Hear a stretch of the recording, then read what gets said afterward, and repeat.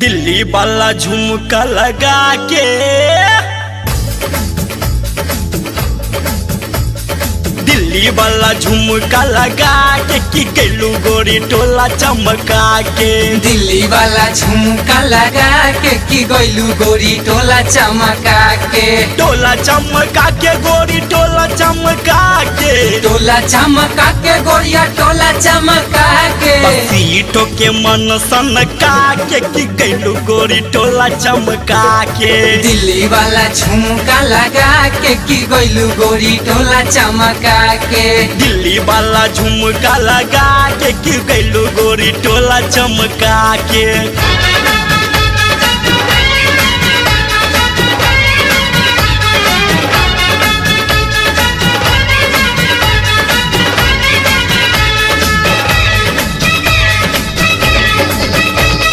चढ़ली जवानी एकर लागे आलू चॉप हो लगे आलू चॉप हो लगे आलू चॉप हो एक नंबर माल बिया लागे जिला टॉप हो लगे जिला टॉप हो लगे जिला टॉप हो चढ़ली जवानी एकर लागे आलू चॉप हो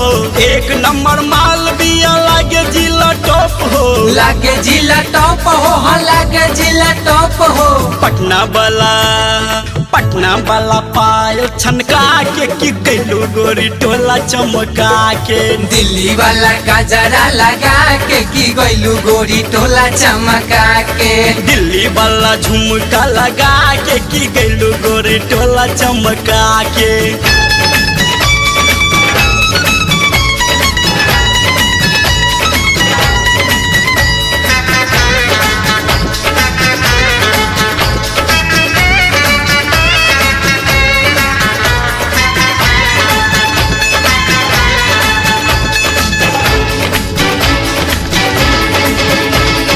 ऐसन वैसन फैशन के नइखे कोनो गम हो नइखे कोनो गम गोरिया नइखे कोनो गम हो चोलिया में रखले बाटे दुई एटा बम हो दुई एटा बम गोरिया दुई एटा बम हो ऐसन वैसन फैशन के नइखे कोनो गम हो चोलिया में रखले बाटे दुई एटा बम हो दुई एटा बम गोरिया दुई एटा बम हो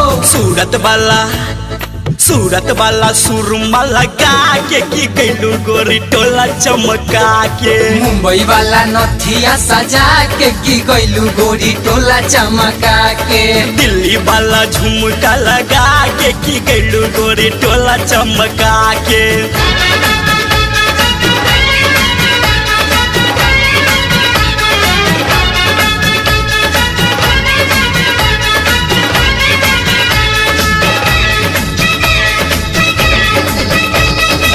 एक बित्ता ऊपर तो एक बित्ता छोट हो एक कविता छोट गोरी एक कविता छोट हो राइटर आजैया के मन में भइल खोट हो मन में भइल खोट रानी मन में भइल खोट हो एक बित्ता ऊपर तो एक बित्ता छोट हो राइटर आजैया के मन में भइल खोट हो मन में भइल खोट रानी मन में भइल खोट हो